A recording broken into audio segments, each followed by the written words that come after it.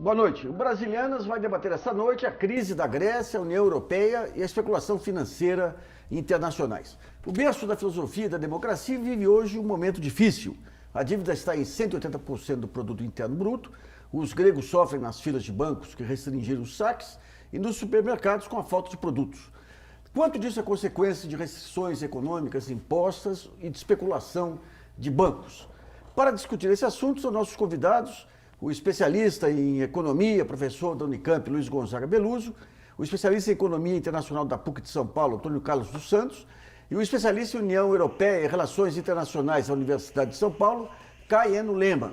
E também contamos com a colaboração da jornalista Luana Ibelli, que vai escolher as perguntas enviadas através do portal brasilianas.org.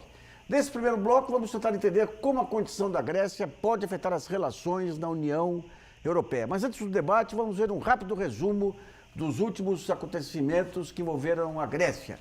Na madrugada de hoje foi anunciado em Bruxelas um acordo com a União Europeia que precisa ser aprovado pelo parlamento grego e o reinício de um processo que ainda vai exigir muito da Grécia.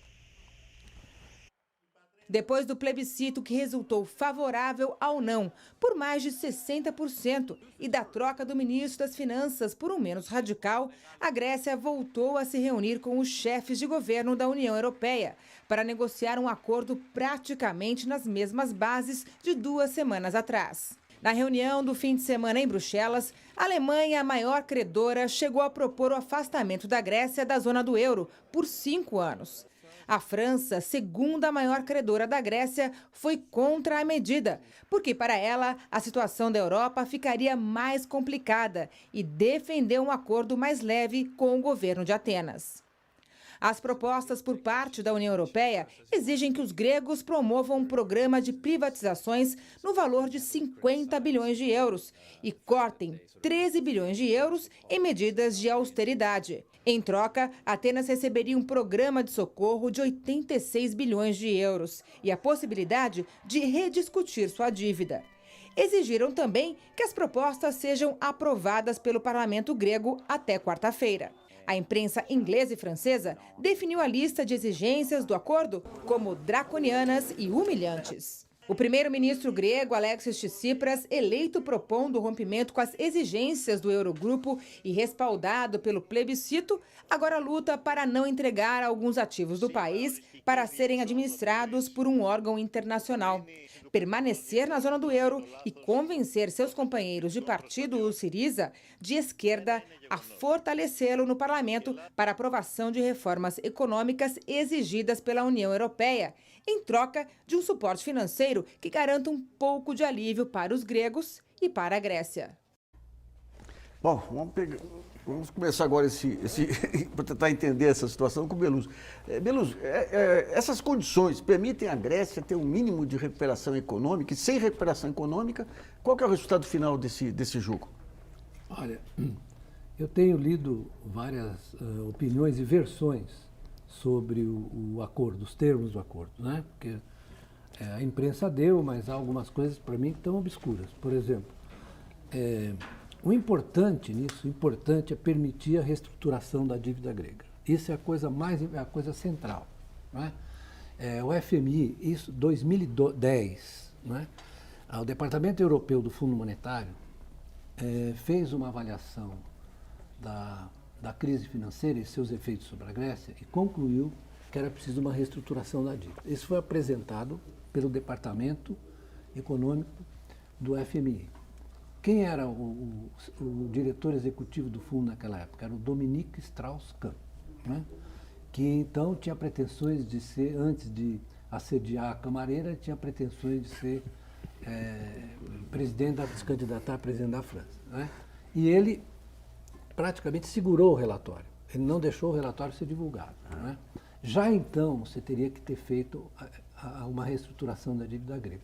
De lá até aqui, se na verdade a minha memória não falha, ela anda falhando muito, a dívida avançou de 110% do PIB para 185% do PIB, né? Portanto, o programa de ajustamento foi catastrófico, né? De 2010 a 12, de 12 a 14. Né? Então, sem essa reestruturação, né, que pode assumir várias formas, talvez eles joguem lá para frente isso e reduzam o serviço da dívida, né? Sem essa reestruturação nada vai funcionar. Isso. Né? Então, uma coisa que é obscura para mim é esse fundo que eles querem criar com os ativos gregos. Agora, Belo, só para entender um pouquinho, esse aumento da relação dívida-PIB se deveu a quê? A queda do PIB grego, queda de receita? Boa pergunta. Você me chamou a minha atenção que eu cometi uma falha de informação. O PIB caiu 25%. Né? Então, com um desemprego de 30%, a taxa de desemprego normal, com 60%. PIB, a receita deve ter caído, a arrecadação deve ter caído mais que isso. Porque, na verdade, isso é elementar, é aritmético. Se, na verdade, o PIB cai 25%, o volume de transações e as rendas caem, cai a capacidade arrecadadora do Estado. Fora o fato de que também na Grécia você tem um sistema fiscal que é muito desequilibrado e que favorece claramente. Na Grécia você sempre teve evasão fiscal e fuga de capitais, etc, etc. Na verdade, boa parte do dinheiro que foi dado à Grécia, né, voltou sob a forma de fuga de capitais e para pagar os bancos, sobretudo alemães. É o que o D'Alema, não é isso? O D'Alema, ex-primeiro-ministro italiano, deu uma entrevista no La Repubblica, que eu recomendo a que todos vejam, que é de uma clareza absoluta, e diz, olha, o que chegou para a Grécia foi quase nada do dinheiro que foi emprestado à Grécia. Tudo saiu sob a forma de pagamento aos bancos privados e fuga de capitais. De certo modo, foi o acordo que nós fizemos com a FMI em 98 também. Isso. Financiou a fuga de capitais. É isso mesmo. Então, sem a reestruturação, né, nada vai funcionar. Nós vamos continuar nessa situação. Então, Caso, o que explica aí, digamos, essa resistência da Alemanha? Porque você tem a pressão, digamos, dos eleitores gregos para mudar o sistema lá de negociação e dos eleitores franceses e alemães para não colocar mais dinheiro. A que se atribui a não intransigência dos alemães quando se tratava de socorrer o sistema financeiro lá e a exigência agora descabida aí em relação a essa reestruturação da dívida? Bom, eu acho que assim, como o Beluso mencionou, quer dizer, a crise da Grécia, na verdade, é uma crise dos bancos franceses e dos bancos alemães que haviam emprestado para o Estado grego e depois da crise de 2008, a situação da Grécia ficou pior ainda. E aí a questão era, bom, e se a Grécia resolver dar o calote? Bom, se a Grécia der o calote, o contribuinte alemão e o contribuinte francês seriam obrigados, obviamente, a pagar a conta. Então, quer dizer, esse lado da história da relação da crise grega agora começa a aparecer. Por exemplo, o Blanchard menciona isso no blog dele, quer dizer, há um outro economista da Universidade de Chicago também menciona. Então, quer dizer, há quase que um consenso na área internacional de que, na verdade, o socorro financeiro não foi para a Grécia, foi um socorro financeiro aos bancos europeus. Então, quer dizer, em relação à Alemanha, quer dizer, como o meu colega aqui conhece melhor, quer dizer, a Alemanha tem uma relação extremamente complicada na história europeia, como a gente muito bem conhece. Então, quer dizer, qualquer posição que a Alemanha tomasse seria extremamente difícil do ponto de vista político para Merkel. E tem outra questão que é bem desagradável que o Beluso mencionou, quer dizer, evasão fiscal na Grécia e todos os problemas que os alemães criticam os gregos sempre existiram, são verdadeiros. A Grécia precisa, infelizmente, passar por uma reforma. Não tem muita saída. Quer dizer, a sugestão é, ou você faz uma reforma, um ajuste via mercado, ou você faz um ajuste negociado. Quer dizer, essa é a grande questão. Então, quer dizer, a posição da Merkel é mais ou menos tentar, digamos, evitar os extremos, porque existe um membro da coalizão dela, que é o líder do Partido Social Democrata, que tem uma posição muito mais dura em relação à Grécia. Tirar 5 anos. Né? A ideia de tirar 5 anos, por exemplo. Agora, eu queria ver com o Caiano, essa ideia de que a União Europeia, que os países abdicam de vários pontos de soberania, política cambial, monetária, tudo, em troca da garantia do desenvolvimento homogêneo lá. Essa crise da Grécia acaba mostrando um poder de coerção do sistema financeiro muito grande. Né? Como que fica a União Europeia a partir dessa crise grega? Como é que fica Portugal, Espanha? e outros países em dificuldades? Eu acho, se a gente olhar daqui a 5 anos, 10 anos, 15 anos, esse fim de semana vai ser o momento crítico quando todo mundo fala a União Europeia mudou. Porque basicamente o projeto em si talvez morreu, porque nós temos um problema profundo. Nós temos uma união monetária sem que haja uma união econômica, uma união política. Fiscal. E nós precisamos uma dessas. Por enquanto, como foi feito agora, o acordo que foi anunciado hoje, basicamente nós voltamos a um sistema que existia durante os anos 90, que é o Exchange Rate Mechanism, que é dominado pela Alemanha, o que vai trazer consequências políticas graves tanto para a Europa quanto para a Alemanha. A Alemanha, essa mudança de visão, o que é a Alemanha dentro da Europa, eu acho que isso vai se mostrar ao longo dos próximos anos. A Alemanha está agindo como se fosse o mesmo europeu mais uma vez, e eu acho que isso vai trazer consequências graves para todos. Vai ter um isolamento da Alemanha? Isolamento, dominância da Alemanha, e abertamente. Vocês fazem como eu quero, ou vocês estão fora. E a França, como é que fica a França nisso? O próprio Estados Unidos, onde tem havido muitas críticas aí à posição alemã? É interessante até os Estados Unidos pressionar muito para que haja uma reestruturação das dívidas agora, um haircut, um corte de cabelo já. E a Alemanha resistiu.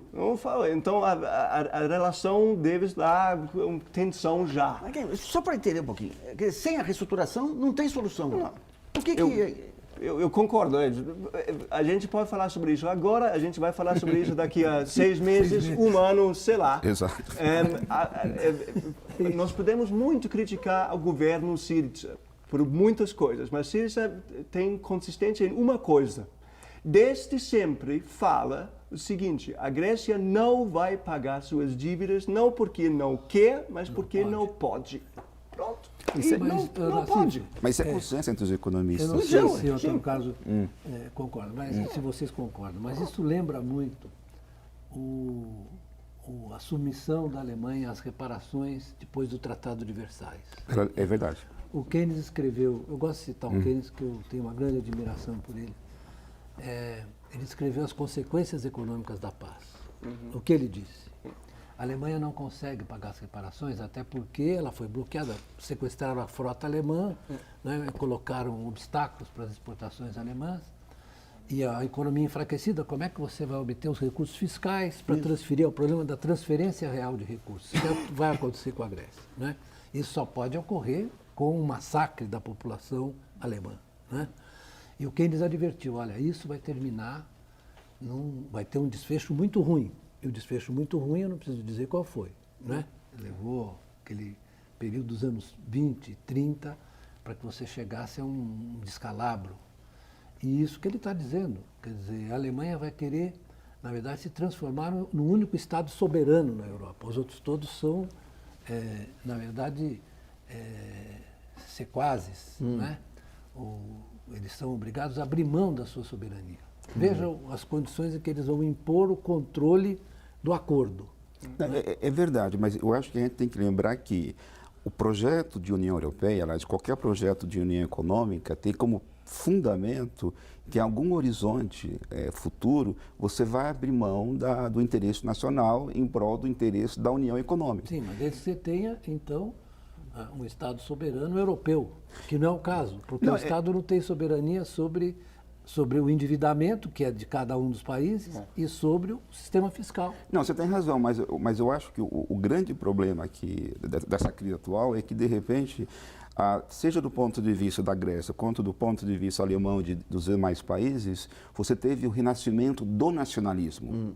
E é esse renascimento do nacionalismo que, na verdade, significa o fim do sonho europeu. A gente não pode esquecer que o sonho europeu, quer dizer, do Monet, do De Gasperi, do Adenauer, do De Gaulle, é de uma geração de políticos de inspiração católica, não se esqueça. Conservadora. uma católica, católica, entendeu?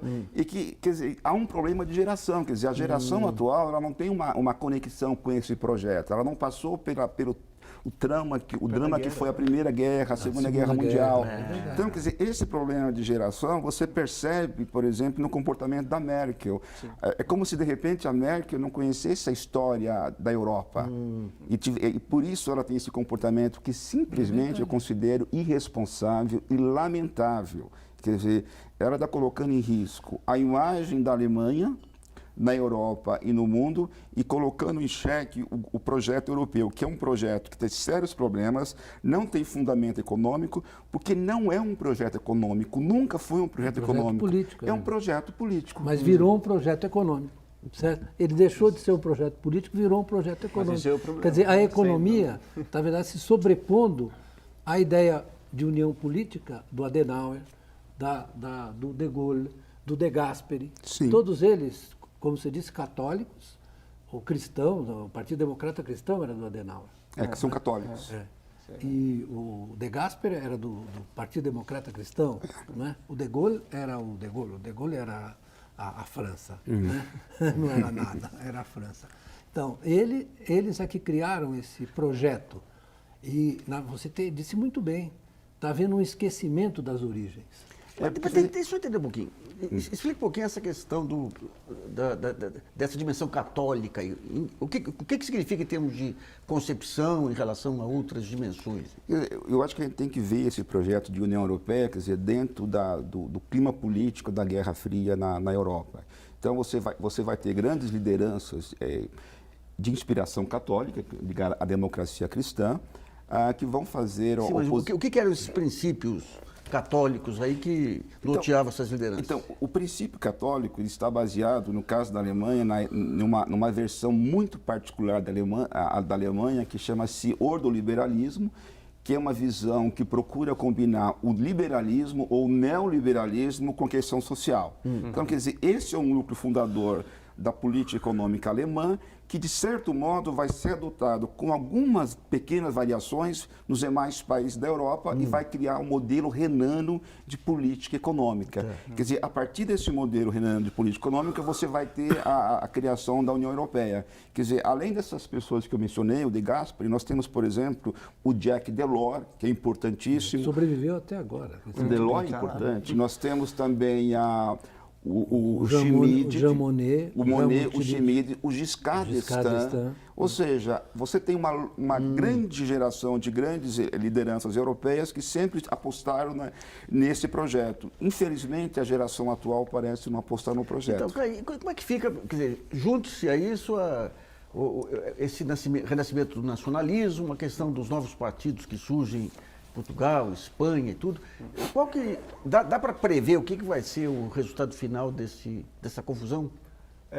Eu, pessoalmente, se tivesse que fazer uma previsão, a saída da Grécia certamente era moeda única. Eu acho que isso essa questão não foi fechada hoje, ao contrário, eu acho que é muito mais provável hoje em dia. E possivelmente daqui para frente, estamos falando no futuro mais a longo prazo, uma União Europeia incluída, vamos dizer, do centro-norte da Europa, possivelmente com uma camada de fora dos países do sul da periferia, vamos dizer, que vão participar de alguns aspectos da União Europeia, mas não outros. Mas eu acho que essa ideia de uma organização de 28 estados fazendo a mesma coisa, isso morreu, e eu concordo, é uma questão de gerações. A guerra é muito importante na inspiração da União Europeia. É um projeto político e você fala hoje para até jovens europeus, a guerra, eles não sabem. Não é importante. Aqui com a ditadura aqui.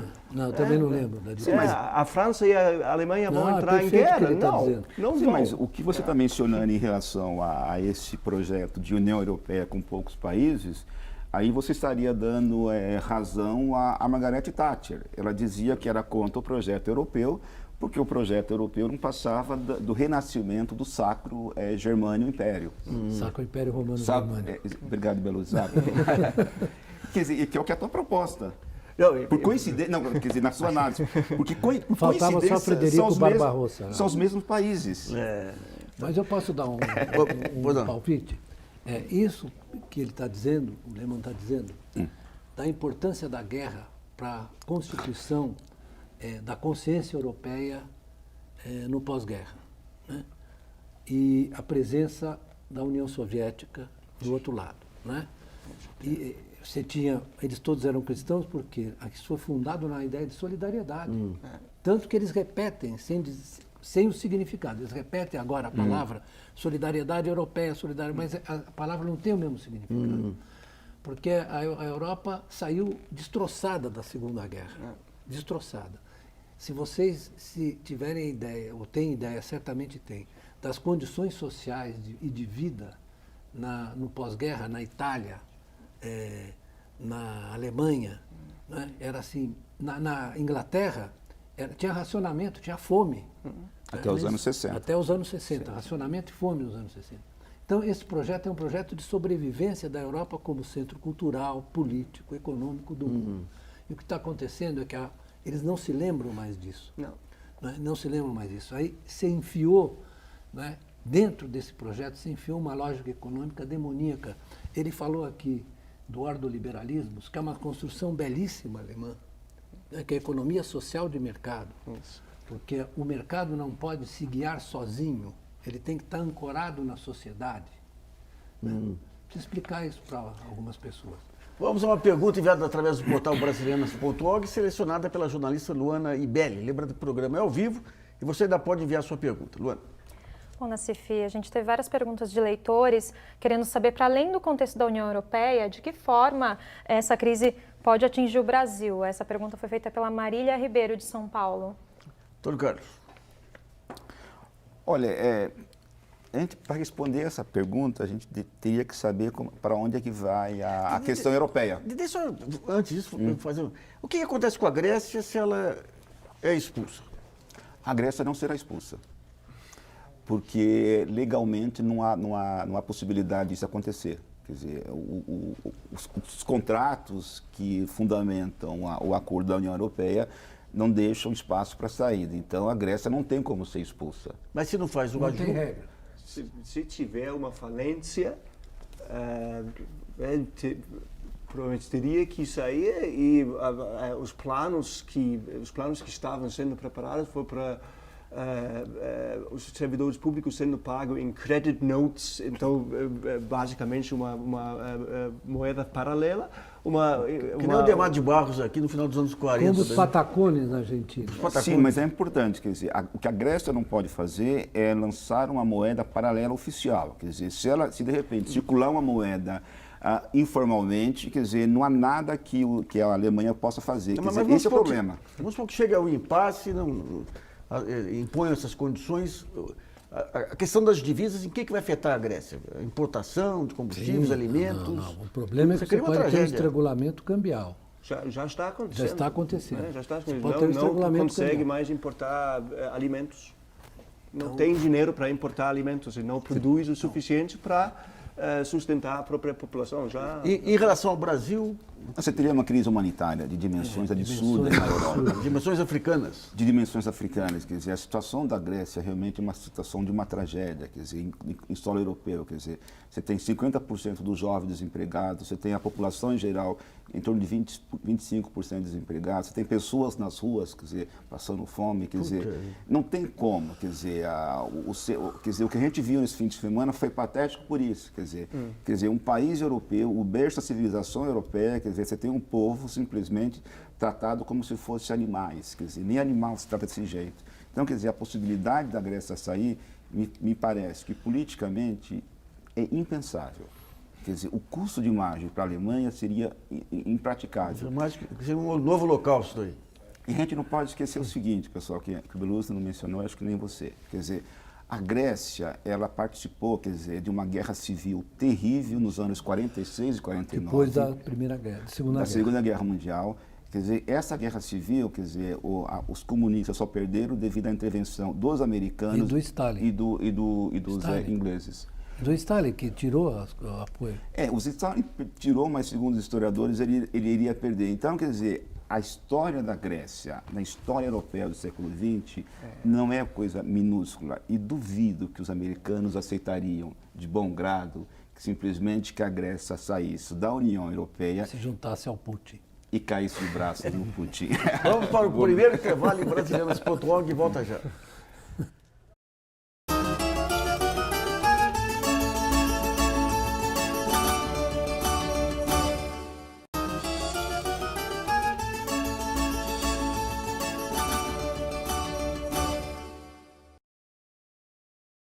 Voltamos a apresentar o programa Brasilianas.org, que discute hoje a crise da Grécia, a União Europeia e a especulação financeira. Nesse segundo bloco, vamos entender se essa crise econômica de 2008 é mais complexa do que a crise que abalou o mundo em 1929. Pelos, em ambos os casos, você tinha um predomínio massacrante do capital financeiro, formação de bolhas, os países amarrados. Como é que você compara hoje, 7 anos depois do início da crise? A amplitude da crise foi menor. Apesar de ela ter sido global, ela foi menor. Quer dizer, os países envolvidos na crise, a integração dos sistemas financeiros era muito menor.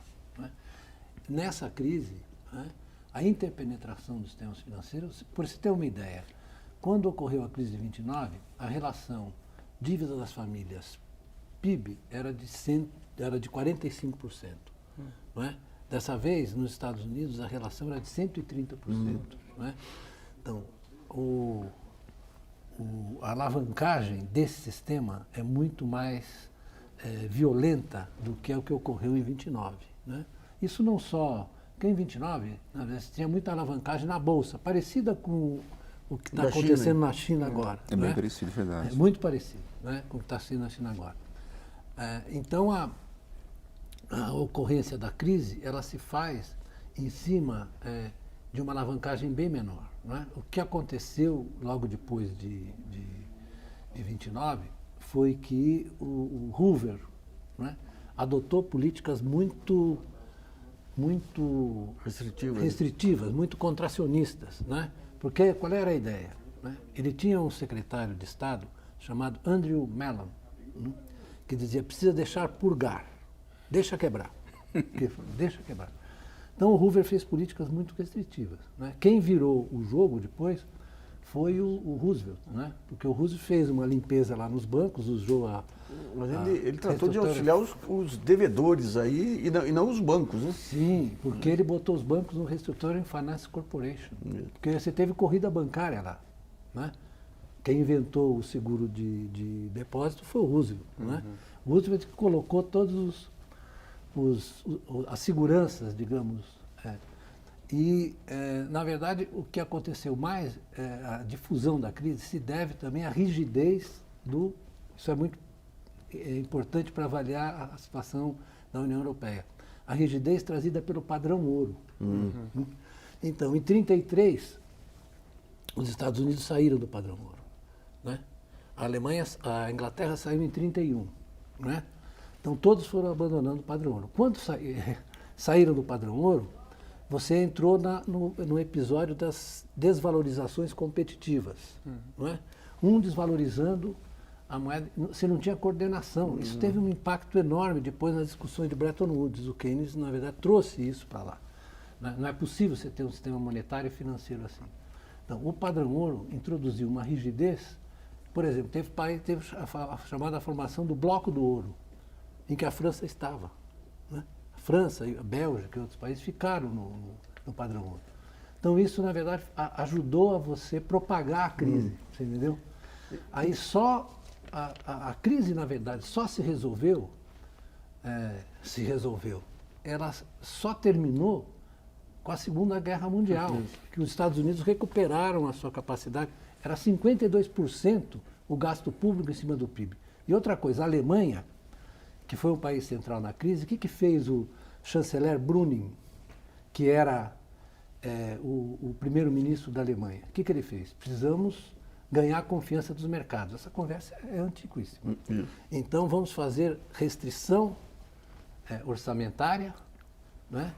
E austeridade fiscal e monetária. O que acontece? A Alemanha Em 1933, a Alemanha tinha 40 e poucos % de desemprego. Eles comiam cachorro na rua, né? Que não tinha comida, comiam cachorro na rua. Bom, o resultado, você está vendo o que está acontecendo na Europa agora, que cresce. Os partidos populistas de direita. Então, essa crise da coordenação... Eu vou deixar por aqui, eu deixo os outros mais. Então, essa crise da coordenação de países está se repetindo hoje aqui, a Europa com essa dificuldade, a própria China e os BRICS tentando estabelecer um contraponto ao FMI. A que vai levar isso aí, Dr. Carlos?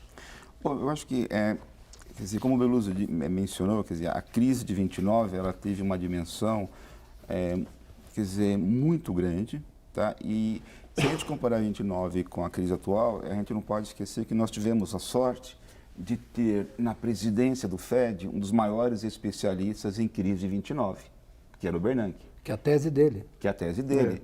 Então, quer dizer, isso permitiu com que você implementasse medidas que, de certo modo, minimizaram o impacto da crise. Mas que estatizaram toda a dívida bancária, né? Sim, porque se sabia que era isso que tinha que ser feito a partir da experiência dos anos 20. Quer dizer, a mesma coisa que a discussão atualmente sobre se sobe ou não a taxa de juros, por exemplo, é para não repetir os equívocos dos anos 30. Perfeitamente. Quando você tinha uma política fiscal expansionista, você mudou a direção e, na verdade, pós-33, você tem um agravamento da economia americana, da crise da economia americana, que é muito pior que 29. Por quê? Porque eles reverteram muito cedo a política econômica. Então, quer dizer, hoje em dia se aprende muito em relação ao que aconteceu em 29. Em relação à China, me parece que os chineses eles ainda não aprenderam, quer dizer, algumas coisas básicas a partir de economia de mercado e de bolsa de valores. Quer dizer, bolsas de valores sobem e descem.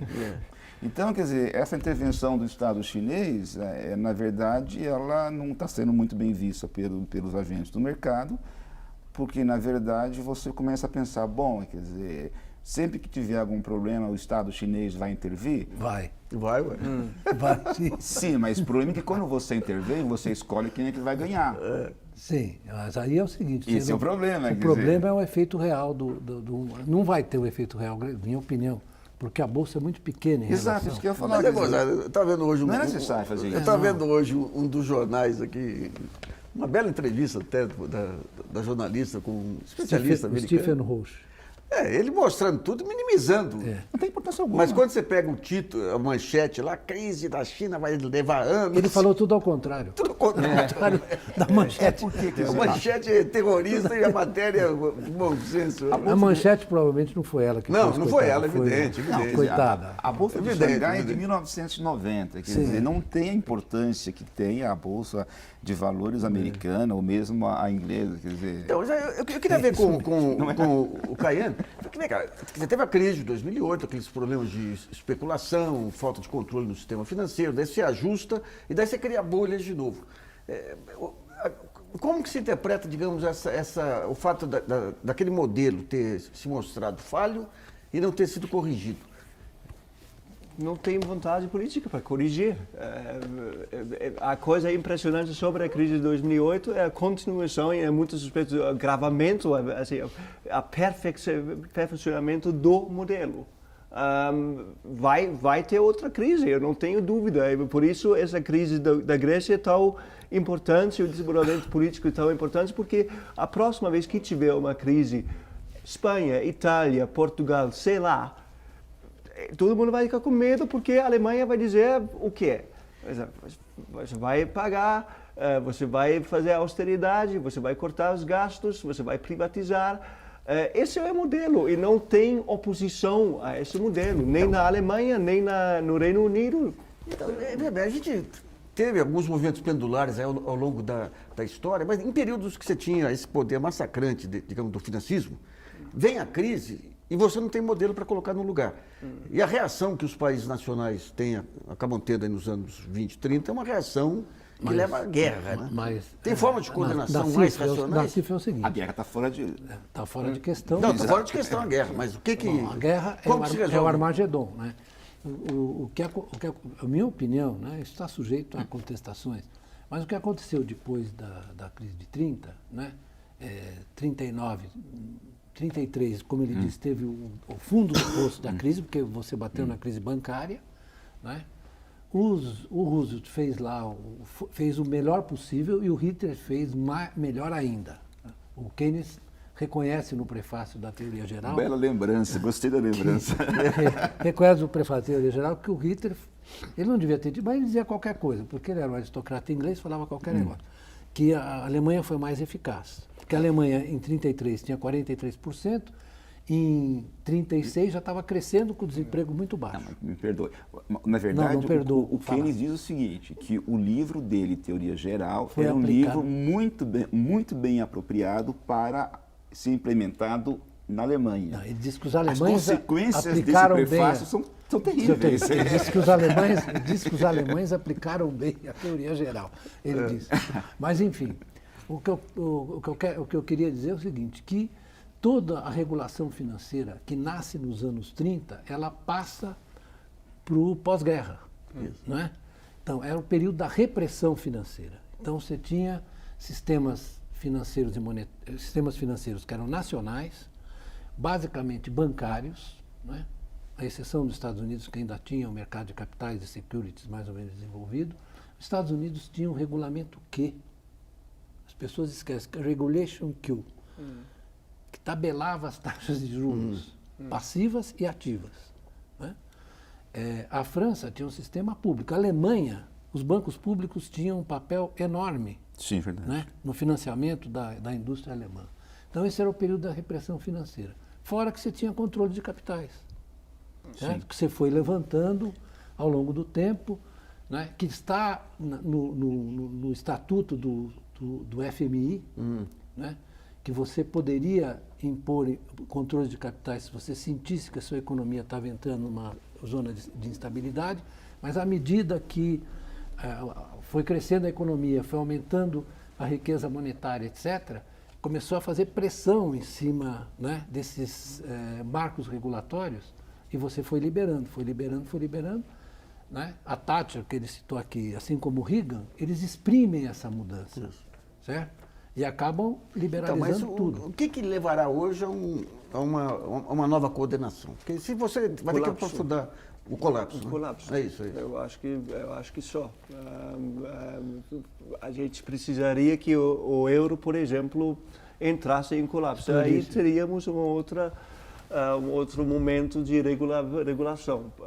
Por enquanto, não estou vendo isso, porque politicamente, como já foi dito, eles vão fazer de tudo para não deixar o euro fracassar, porque é o projeto político mais importante da União Europeia. Mas eu acho que só, pelo que eu estou vendo. Porque, de fato, tem na Espanha, na Itália, até na França, mas pela direita política, e, obviamente, na Grécia, tem movimentos políticos crescentes que estão fazendo propostas de um modelo diferente. Agora, se Syriza fracassar, vamos ver como isso vai ter um impacto nas eleições da Espanha, por exemplo, que vão ocorrer agora, né? Este ano. Mas tem uma questão concreta que o Nassif mencionou, quer dizer, a vitória da Alemanha basicamente funciona como um recado, quer dizer, você pode eleger quem você quer eleger, exatamente. Mas isso não tem a menor importância, porque se não seguir o modelo que eu recomendo, eu corto a torneirinha. Alguns anos atrás, Wolfgang Schäuble, antes não das últimas, das penúltimas eleições na Grécia, Wolfgang Schäuble até falou isso abertamente, disse, olha, pode ter uma eleição, mas seja qual for o resultado, o novo governo vai ter que seguir as medidas que a União Europeia, deu para eles. Para um ministro alemão dizer isso é problemático, e isso é o grande tensão, o grande problema da União Europeia. Nós falamos sobre isso, às vezes nós temos uma união monetária sem uma união política. Tem um filósofo alemão, pelo qual eu tenho grande simpatia, não concordo com tudo que ele diz, chama-se Jürgen Habermas, né? Famosíssimo. Ele escreveu um livro sobre a tecnocracia europeia, né? O domínio da tecnocracia europeia, porque ele é um entusiasta da União Europeia. Ele é um entusiasta da Europa democrática. Mas diz, olha, não está funcionando, né? Então, eu queria só fazer uma observação sobre o problema da bolha da bolha que está se formando. Né? E está se formando uma bolha que não é, apenas na China. Na China é irrelevante. É importante a bolha que está se formando nos Estados Unidos e na Europa. Não é? Por que a Janet Yellen faz, não faz, que vai subir a taxa de juros, diz que vai, mas não vai? Por quê? Não é porque a economia americana de fato está crescendo abaixo do potencial, etc. Todo mundo sabe disso. É porque, depois do quantitative a quantidade de papéis que você emitiu, né? Depois da limpeza lá dos bancos, e você recolocou nos bancos a emissão de bônus privados a taxas muito baixas, é uma coisa elementar. Aumenta os juros, caiu todo o valor dos ativos. Perfeitamente, meu amigo. Vamos a mais uma pergunta. Aliás, vamos ao intervalo aí, que hoje esse bloco aqui acabou estourando um pouco tempo aí, mas com uma boa causa aí, que foi o aprofundamento da discussão. Vamos para o segundo intervalo e brasileiras.org volta já. Mas eu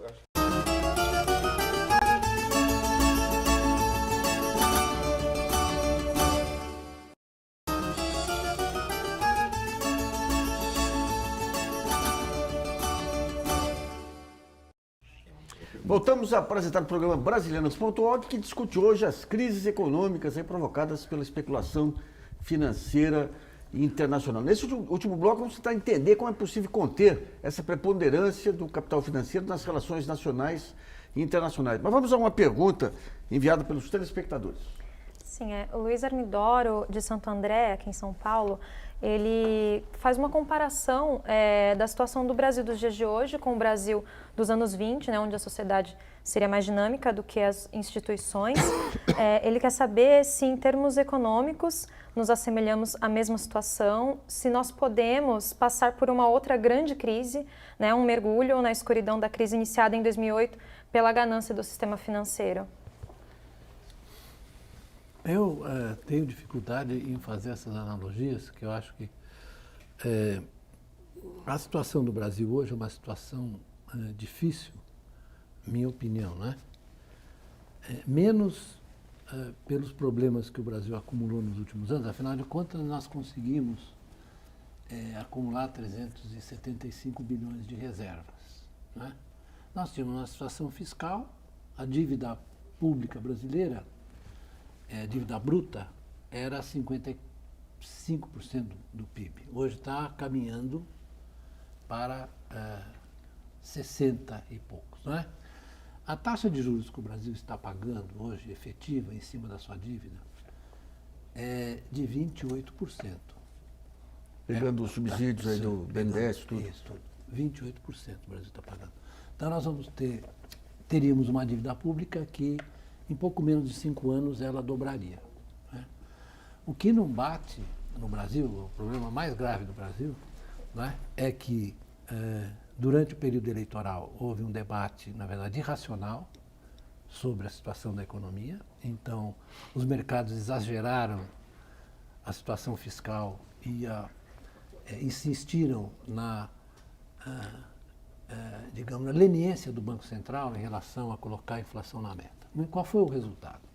O resultado é que nós vamos ter uma dívida, um déficit nominal, por causa da subida da taxa de juros, caminhando rapidamente para 10% do PIB. Né? E uma dívida com uma dinâmica péssima, né? Quer dizer, nós vamos acabar chegando, pelo ajustamento que eles conceberam, porque nos próprios termos, né, de uma política de metas, não é compatível você fazer um ajuste fiscal com uma política monetária desse tipo. Né? Agora parece que caiu a ficha. Né? Parece que o Banco Central se deu conta que não é assim que faz. Não é inacreditável, viu? Eu vou te falar. Você fica bravo, né? Mas é para ficar bravo, bater a cabeça na parede. Onde que é isso? O pessoal tem a cabeça, é uma coisa aritmética, né? Aritmética, então. É um problema aritmético, é isso mesmo. Então, não vai dar certo. Então, nós nos metemos nessa armadilha, nós nos enfiamos nessa confusão. Entendeu? Quer dizer, esse ajustamento é um desatino, porque você não pode fazer duas coisas ao mesmo tempo. É evidentemente contraditório. Como ele diz, é aritmético. As pessoas não sabem fazer conta elementar. Então, agora, para tentar entender um pouquinho esse papel da Grécia, esse papel da China, da Rússia, essa questão dos BRICS, os fluxos de capitais para os Estados Unidos, quer dizer, no frigir dos ovos, como que o Brasil você acha que vai se comportar com os déficits que ele tem hoje? Conta corrente, com ajuste de câmbio e com todo esse cenário internacional. Eu acho que tem um problema que o Brasil tem dificuldade muito grande de resolver, porque é um problema que envolve questões políticas, que é aumentar o número de parceiros comerciais, porque o Brasil faz parte do Mercosul, e o Mercosul é importante, porque, na minha avaliação, o Mercosul é um espaço onde o Brasil expressa a sua hegemonia na América do Sul, na América Latina. Então, não dá para você descartar o Mercosul, e na Argentina nós teremos eleições em outubro, então até outubro a gente não poderá avançar muito na questão dos acordos comerciais. E eu acho que o governo, na viagem ao México, na viagem aos Estados Unidos, demonstrou algum interesse em ampliar parcerias comerciais, precisa fazer isso.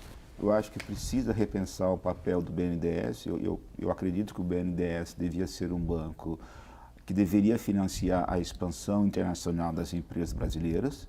Agora já criminalizaram essa maluquice aí desse país, estão criminalizando o financiamento das exportações de serviços também. Então, isso eu acho um grande equívoco, porque a China nada de braçadas no continente africano, porque ela tem como financiar as exportações, os americanos financiam, quer dizer, todos os grandes países o fazem, quer dizer, isso não tem a ver com opção partidária, é simplesmente interesse nacional. Mas eu acho que é essa questão, quer dizer, realmente o Brasil precisa repensar sua política comercial. Caiano, essa questão do Banco dos BRICS, essa opção sul-sul brasileira aí, ainda mais em função dessa crise da União Europeia, a que vai levar, na sua opinião? Na minha opinião, por enquanto não muito. Eu estava pensando durante a crise em 2008, se falava muito da poder surgente do G20 ao invés do G8. E isso, a meu ver, talvez tenha discordância aqui, a meu ver já morreu. De fato, a G8 se tornou G7, então voltamos à Guerra Fria nesse sentido. E eu não vejo, ao curto prazo, pelo menos médio prazo, uma grande alteração no sistema financeiro internacional nesse sentido. Talvez já deveria ter. Mas ao curto prazo não, simplesmente porque o Brasil está com problemas econômicos, assim como a Rússia. Me parece, a Rússia tem outras prioridades, me parece também que a China talvez não tenha 100% de commitment a esse banco em termos políticos, financeiros. Então, acho que ao curto prazo não vai mudar muito, não. Só para entender uma coisa, eu lembro, em todas essas crises, na crise da Argentina, aí, do cavalo, De 2001. que a visão das agências de risco era o seguinte: se fizer ajuste fiscal, a Argentina estava exangue lá, morrendo, fazia um ajuste fiscal, melhorava a avaliação e ela quebrava. Nesses balanços agora, quer dizer, nessa mistura aqui de política monetária e fiscal brasileira, a gente viu que as agências estão analisando agora tendências de uma forma um pouquinho mais complexa, aí, efeitos de ajuste fiscal sobre a receita e tudo. O que está ocorrendo efetivamente nesse padrão de análise? Na verdade, sim, no pós-crise, as instituições multilaterais, o FMI, por exemplo, você pega o Blanchard, né? O Blanchard, que era reconhecido como um representante excelso da ortodoxia, ele fez autocrítica. Falou, olha, não é bem assim, sobre a política fiscal e a política monetária, a combinação entre ambas. Os relatórios do Fundo Monetário mostram isso. Se você tomar o BIS, o Bank of International Settlements, o Banco de Compensações Internacionais, toda a análise deles é muito... o último relatório é devastador em relação às políticas canônicas recomendadas pelo consenso conservador. Né? Então, as pessoas aprendem, né? Se dão conta que não é possil. Aí tem um detalhe, quer dizer, essa visão de que se você fizer o ajuste fiscal, você obteria resultado, é uma visão que surge a partir do sucesso, razoável sucesso, da experiência na Irlanda, antes de 2008. Você tinha a teoria dos déficits gêmeos também lá atrás. Sim, É que a Irlanda, coisa quer dizer, americana. o problema é que, Não, porque a Irlanda o problema é- é que a Irlanda é um país muito particular porque ela teve um grande aporte de de capital investimento, humano, de investimento isso, de americano, de origem irlandesa. Mas mesmo assim ela Também levou foi um uma problema chanfrada do na mercado crise. mais ou imobiliário, menos, né? mas funcionava. Lá funcionou mais ou menos. O caso irlandês também foi um problema bastante particular em termos Sim. de mercado imobiliário. Sim, Então, é uma outra coisa. Grécia é uma coisa, A Irlanda é Grécia outra não teve coisa. bolha Exato. imobiliária. A Irlanda teve bolha imobiliária, Sim, sim. assim como a Islândia teve, assim como Portugal teve, a Espanha teve, a Itália não teve, porque a Itália está estagnada há 20 Mas anos. no caso da Irlanda foi patético. Você teve, quer dizer, partes da cidade que simplesmente se transformaram em empreendimento imobiliário. Quer dizer, eu fico pensando, como é que esse povo pensou nisso? Quer dizer, não havia, não teria como ter alguém para ocupá-lo. É só ver os dados demográficos, Veloso. É uma irracionalidade essa. Sim, mas então, você falando em bolha, você nota alguma réstia de racionalidade na bolha da Espanha, na bolha da Irlanda? Essas duas são impossíveis. Mas Impossível. isso é um problema, eu acho que também com a União Europeia, em termos de desenvolvimento político, agora, essas coisas têm uma dinâmica, conseguem uma dinâmica própria, Sim. que racionalidade não vai parar. Isso. Não. Essas coisas, isso vai acontecer agora com a Alemanha e a imagem da Alemanha na Europa. Isso vai pegar uma dinâmica que a Alemanha não vai poder controlar. Assim como a Irlanda não podia controlar a bolha. E todo mundo sabia, olha, isso vai acontecer. A bolsa na China vai subir, vai descer, é normal. Mas tem... Todo mundo sabia, mas ninguém falou.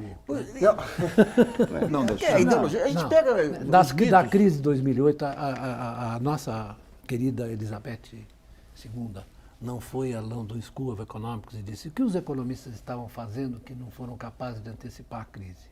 Né? Por quê? Porque estavam todos eles colados nas suas hipóteses dos mercados eficientes, do comportamento racional dos agentes, da especulação estabilizadora. Quer dizer, na verdade é o seguinte, as hipóteses funcionaram como um bloqueio para a compreensão da crise. Eu não sou tão pessimista, porque assim, eu lembro na questão do Lehman Brothers, porque do ponto de vista, eu sou um economista mais neoclássico, tá? De formação. Eu fiz doutorado no Getúlio Vargas, então a Getúlio Vargas é uma escola de formação neoclássica. Isso não é pecado. Não, mas quer dizer, eu lembro que num debate sobre o Lehman Brothers, sobre o que fazer, quer dizer, realmente havia uma grande incerteza. Quer dizer, se imaginava à época, pelo conhecimento que existia no campo teórico neoclássico, que de fato não seria nenhum problema. Hoje todo mundo sabe que estávamos errados. Sim, eu sabia antes, viu? Eu falei antes. Você, olha, um pouquinho antes da... Falei bem. pouquinho Então, antes eu não quero dizer que eu sou sabão, não, porque isso é bobagem. Não, mas você tem, independente de ideologia, você tem coisa de bom senso, assim, de análise Não, de de conta. análise empírica, como é que o sujeito pode ficar Bom, embalado infelizmente, por um negócio desse. Não, o programa Brasilianos.org sobre as crises econômicas aí, a crise da Grécia, as crises provocadas pela especulação internacional, termina por aqui. Agradeço muito a participação do especialista em economia, professor da Unicamp, Luiz Gonzaga Beluso, do especialista em economia internacional da PUC de São Paulo, Antônio Carlos dos Santos, e do especialista em União Europeia e Relações Internacionais da Universidade de São Paulo, o Caieno Lema. E também agradeço a colaboração da jornalista Luana Ibelli, de você que nos acompanhou em mais essa edição. E lembre, você pode continuar colaborando, enviando sugestões, textos e vídeos para o portal brasilianas.org. Esse espaço aqui também é seu. E voltamos na próxima segunda-feira, às 8 da noite. Até lá.